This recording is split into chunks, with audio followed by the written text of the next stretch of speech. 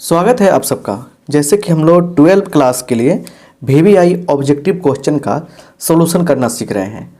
आपको हम कम समय में अधिक से अधिक नॉलेज देने का प्रयास कर रहे हैं ताकि आपका समय बचे और अच्छा से नॉलेज हो जाए और एग्जाम में जाके अच्छा से आप एक एक क्वेश्चन का सॉल्यूशन करके चले आएँ।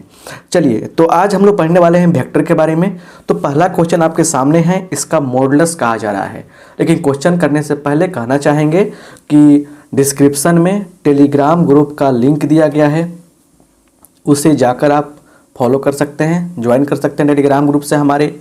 फिर उसके बाद आपको बताना चाहेंगे कि डिस्क्रिप्शन में ही 2 मार्क क्वेश्चन का लिंक दिया गया है और ऑब्जेक्टिव का पूरा फुल 1 शॉट दिया गया है, उसे भी जाकर आप आराम से फॉलो कर सकते हैं। तो अधिक से अधिक लाभ उठाने के लिए डिस्क्रिप्शन में जाकर देखिए, बहुत सारा चीज़ मिलेगा आपको। ठीक है, अधिक जानकारी के लिए इस नंबर पर व्हाट्सअप कर सकते हैं, आपको सारा चीज़ अच्छा से पता चल जाएगा। तो चलिए फटाफट इस क्वेश्चन को किया जाए। यहाँ देखिए, कुछ बातें हैं समझना जरूरी है आपको। जैसे एक पॉइंट है क्या आपका XYZ, तो इसका पोजीशन वेक्टर, PV का मतलब क्या होता है, पोजीशन वेक्टर, स्थिति सदिश कैसे लिखते हैं हम लोग, देखिए यहाँ पे vector R is equal to XI cap plus YJ cap plus ZK cap. जैसे एक पॉइंट मान लीजिए 2, 3, 5 है, तो इसका पोजीशन वेक्टर क्या होगा, 2I cap plus 3J cap plus 5K cap. और इसका मॉडुलस निकालेंगे हम लोग, तो कहते हैं क्या है, x का स्क्वायर प्लस y का स्क्वायर प्लस z का स्क्वायर का रूट। समझ गए ना। और एक और बात आपको याद करना पड़ेगा कि देखिए i कैप का मॉड, j कैप का मॉड और k कैप का मॉड होता है 1 के बराबर, ये यूनिट वेक्टर कहलाते हैं। इस हिसाब से इसका आंसर क्या होगा, तो i के साथ -1 है, -1 का स्क्वायर प्लस 2 का स्क्वायर प्लस 3 का स्क्वायर, और सबका कर देंगे हम लोग root.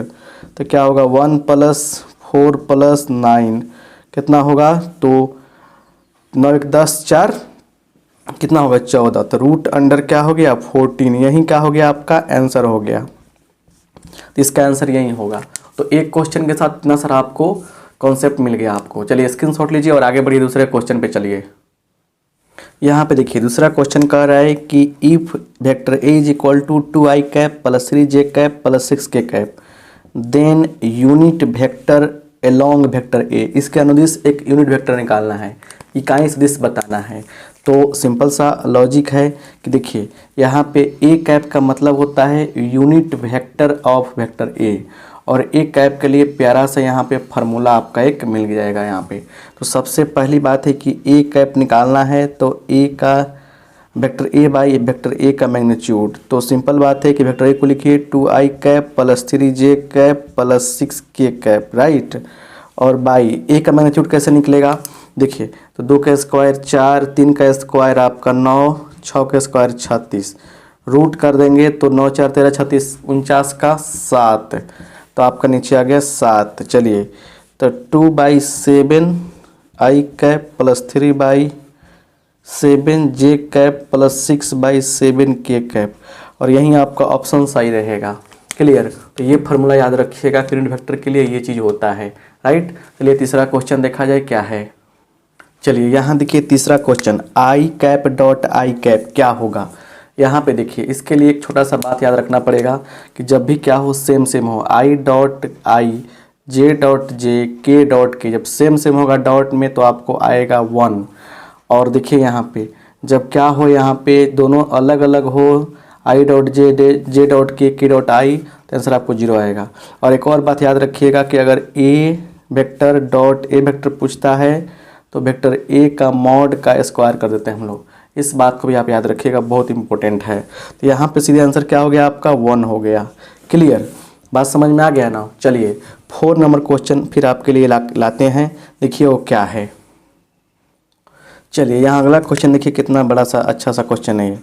If vector A equal to दिया गया है, यहाँ पे वेक्टर B दिया गया है, A लंब है B पर, तो वेक्टर K का मान क्या होगा, A लंब है B पर, A is perpendicular to vector B, then K is equal to what, K यहाँ पे फंसा हुआ है, ठीक है, इसका मान बताना है। तो एक लॉजिक समझिए कि जब A और B आपस में लंब हो, मतलब A B पर लंब हो, तो A1 A2 plus B1 B2 plus C1 C2 क्या होगा, 0 के बराबर होगा। A1 A2 B1 B2 plus C1 C2 क्या होगा, 0 के बराबर होगा। सिंपल सी बात है, समझ गए ना। मतलब कभी भी क्या हो, A परपेंडिकुलर हो B पर, तो उस केस में क्या होता है, ए डॉट बी का वैल्यू क्या होता है, 0 के बराबर होता है। क्लियर। बट उल्टा समझिएगा कि अगर ए डॉट बी 0 हो, इसके बारे में क्या कर सकते हैं आप कि या तो वेक्टर ए 0 वेक्टर होगा, वेक्टर बी 0 वेक्टर होगा, या और A is perpendicular to vector B, ऐसे भी हो सकता है। तो आप यहाँ पे बात को समझने का प्रयास कीजिए और देखिए क्या कंडीशन है। सिंपल सी बात है, एक लाइन में बन जाएगा 2 इंटू के, 2k, 3 3 9 -9, 4 6 24, -24 इक्वल टू 0। तो 2k इज इक्वल टू क्या होगा, 33 हो जाएगा ये प्लस में, therefore k equal to 33/2, that is your final answer. तो क्वेश्चन कोई भी हो, बस साथ में साइड में जो बताते हैं ना वो आपके लिए बहुत इंपॉर्टेंट है ना। चलिए अगला क्वेश्चन देखा जाए, 5th नंबर। चलिए आइए यहाँ पे देखिएगा, 5वां क्वेश्चन क्या है कि ए और बी दिया गया है यहाँ पे, ठीक है ना। ए डॉट बी क्या होगा, देखिए इसके लिए आपको याद रखना पड़ेगा ये सारे कंडीशन को। A1 A2 B1 B2 C1 C2 होता है, तो 2 एकम 2 प्लस 3 दूना 6 प्लस 6 त्रिका 18, आंसर हो गया कितना, तो 18 से 24 2 26, 26 का हो गया आपका आंसर हो गया। कितना आसान है। 6th नंबर देखिए, क्वेश्चन कर रहा है कि प्रोजेक्शन ऑफ, प्रक्षेप होता है हिंदी इसका, projection of I cap plus J cap on I cap minus J cap, इसका प्रोजेक्शन इस पे क्या होगा, इसका प्रोजेक्शन इस पे क्या होगा आपको बताना है, ठीक है ना। चलिए बढ़िया है, समझिए इसका क्या होगा यहाँ पे, क्लियर बात समझिए, बहुत अच्छा है, समझना है और आसानी से समझकर मजा लेना है, ठीक है ना। चलिए तो प्रोजेक्शन सुनिए पहले यहाँ पे, projection of A on B क्या हो जाएगा, तो ए डॉट बी बाई क्या है, तो देखिए यहाँ पे किस पे प्रोजेक्शन निकालना है, बी पर, तो बी का मॉड कर देते हैं हम लोग, ठीक है ना। बी का क्या करते हैं हम लोग, मॉड कर देते हैं यहाँ पे, तो ये याद रखिएगा। ए का बी पर प्रोजेक्शन क्या होगा, तो ए डॉट बी बटा बी का मॉड। चलिए यहाँ पे तो सिंपल बात है, देखिए तो यहाँ से आंसर क्या होगा बोलिए, तो इसका डॉट निकालिए, तो आई 1 इंटू 1 माइनस हो जाएगा 1 बाई इसका मॉड, तो 1 का स्क्वायर प्लस -1 का स्क्वायर रूट, तो क्या होगा 0 बट्टा रूट अंडर 2 मतलब 0। तो मेरे कहने का मतलब है कि फॉर्मूला अप्लाई कीजिए, काम बन जाएगा। क्या हुआ, 6 क्वेश्चन निकल गया। ये 7वां क्वेश्चन देखा जाए। चलिए 7वां क्वेश्चन कह रहे हैं कि find the angle between, vector A दिया गया है यहाँ पे, वेक्टर बी दिया गया है यहाँ पे, तो इसका एंगल कैसे निकालेंगे इसको समझना काफ़ी ज़रूरी है। यहाँ पे थोड़ा सा शानदार तरीक़ा से आपको समझना है और जानने का प्रयास करना है, ठीक है। देखिए कैसे हम लोग इस बात को समझ सकते हैं। सबसे पहले क्या है फॉर्मूला, यहाँ देखिए कॉस थीटा इक्वल टू होता है ए डॉट बी, ए का मॉड बी का मॉड, तो सिंपल अप्लाई कीजिए, कॉस थीटा इक्वल टू क्या होगा, ए डॉट बी। डॉट कैसे निकालते हैं, 2 एकम 2 -3, इसका मॉड ऊपर भी कर लेते हैं, तो 2 एकम 2 -3 गुने 4 -12 2 5 10 कितना हो जाएगा बट्टा ए का मॉड कितना होगा, तो देखिए यहाँ पे तो 4 और 9 13 13 और 4 17 रूट अंडर 17 4 4 8, हाँ ठीक है। इसका कितना होगा, ए का 4 ए का 16 17 17 और 25 रूट अंडर 42, ठीक है ना। तो ऊपर जो भी हो देखिए, नीचे जो भी हो देखिए ऊपर क्या हो रहा है, 10 2 12 घटा 12 0 आ गया, और जब कॉस थीटा बराबर 0 है यहाँ पे, तो देयरफॉर थीटा इक्वल टू क्या हो गया, 90 डिग्री हो गया, तो 90 आपका क्या होगा, आंसर होगा, ठीक है ना। तो समझ रहे ना, इस तरह से 7वां हमारा क्या हुआ, मतलब क्वेश्चन क्लियर हुआ, ठीक है ना। चलिए आगे वाला क्वेश्चन देखते हैं कि वो क्या है आपका, ठीक है। यहाँ पे देखिए 8वां नंबर क्वेश्चन क्या कर रहा है कि मतलब कि a प्लस बी का मैग्नीट्यूड क्या है माइनस बी का मैग्नीट्यूड के बराबर है, तो आप क्या कह सकते हैं a और b के बारे में, ठीक है ना। तो इसके लिए आपको थोड़ा सा एक्सप्लेनेशन देखना पड़ेगा कि देखिए यहाँ पे क्या है, a प्लस बी जो है इसका यहाँ पे क्या है दिया गया है वैल्यू a माइनस बी के बराबर। सुनिए, तो इसको हम लोग दोनों तरफ स्क्वायर कर देंगे, कोई फर्क नहीं पड़ेगा, और इसको हम लोग ऐसे लिख सकते हैं, क्योंकि आपको पता होना चाहिए कि a dot A equal to mod A का स्क्वायर शुरू में ही हम बता दिए हैं।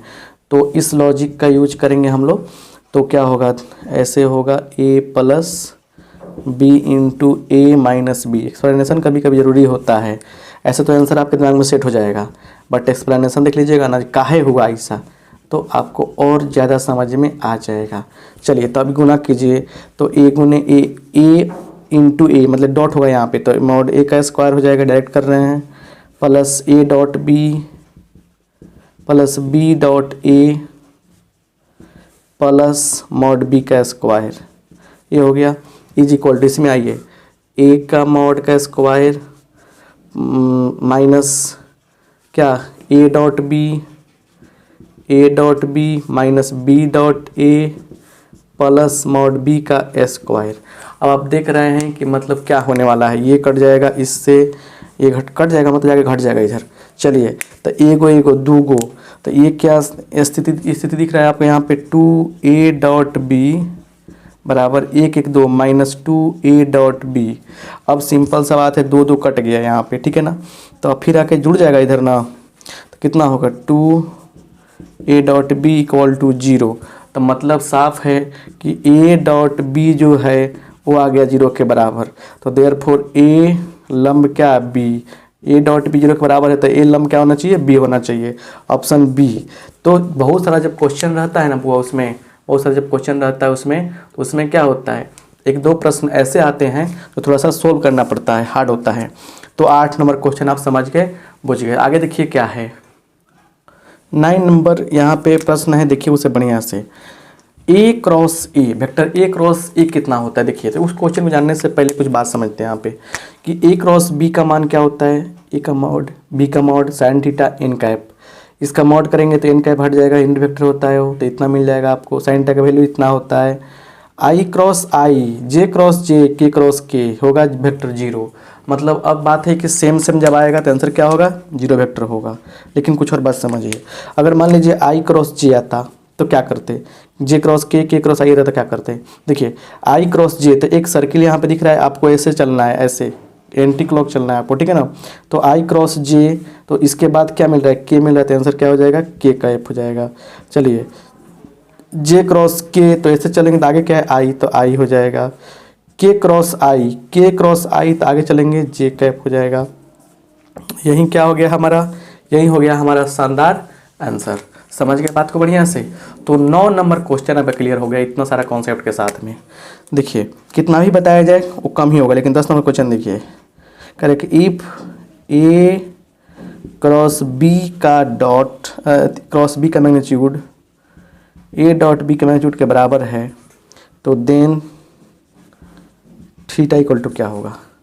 बस इसको तो देख के ही बन जाएगा ये, सिंपल बात। इसका क्या होता है, इसका क्या होगा, देखिए इसका होता है, देखिए ये हो जाएगा A magnitude of A magnitude of B, उसके बाद साइन थीटा।